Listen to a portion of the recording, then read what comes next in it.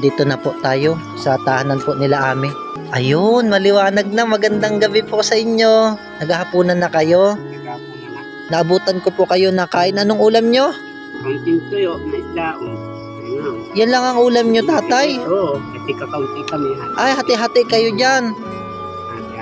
May kanin pero wala namang ulam. Nung nakaraang gabi, nadatnan ko kayo, pinagsasaluhan nyo yung kakarampot na liwanag. Ngayon naman, nadatnan ko kayo, pinagsasaluhan nyo yung kakarampot na tuyo, na isda. Kaya ako naririto kasi meron akong ibibigay sa inyong konting grocery. O tatay, nanay, konting grocery po yan. O, ang tatay, masaya? Masaya. O may pangulam na kayo. Huwag na kayo magtiis dyan sa kakarampot na tuyo. Kamusta ka na, Ate Ame?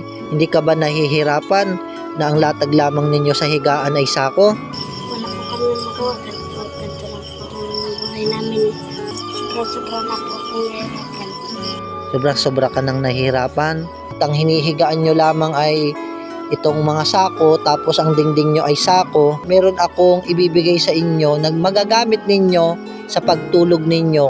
Ito yung nanay, oh, malaki-laki yan nanay, kasya kayong tatlo dyan.